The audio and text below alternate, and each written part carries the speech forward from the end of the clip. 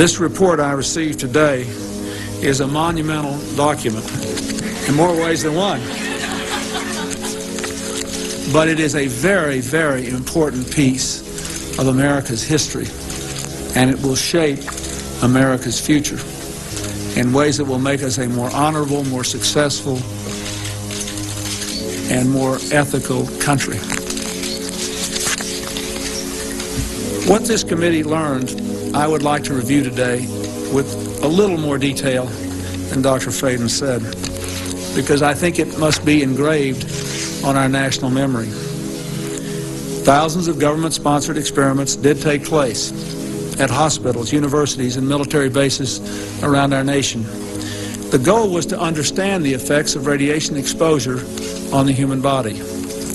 While most of the tests were ethical by any standards, some were unethical, not only by today's standards, but by the standards of the time in which they were conducted.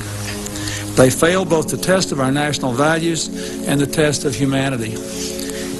Informed consent means your doctor tells you the risk of the treatment you are about to undergo. In too many cases, informed consent was withheld. Americans were kept in the dark about the effects of what was being done to them. The deception extended beyond the test subjects themselves to encompass their families and the American people as a whole. For these experiments were kept secret, and they were shrouded not for a compelling reason of national security, but for the simple fear of embarrassment, and that was wrong. So today, on behalf of another generation of American leaders and another generation of American citizens, the United States of America offers a sincere apology to those of our citizens who were subjected to these experiments, to their families, and to their communities. When the government does wrong, we have a moral responsibility to admit it. The duty we owe to one another to tell the truth and to protect our fellow citizens from excesses like these is one we can never walk away from.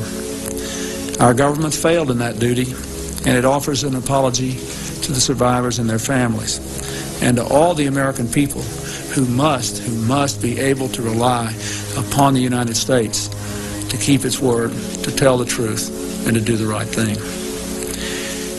Make no mistake, as the committee report says, there are circumstances where compensation is appropriate as a matter of ethics and principle. I am committed to seeing to it that the United States of America lives up to its responsibility. Our greatness is measured not only in how we so frequently do right, but also how we act when we know we've done the wrong thing, how we confront our mistakes, make our apologies, and take action. That's why this morning I signed an executive order instructing every arm and agency of our government that conducts, supports, or regulates research involving human beings to review immediately their procedures in light of the recommendations of this report and the best knowledge and standards available today, and to report back to me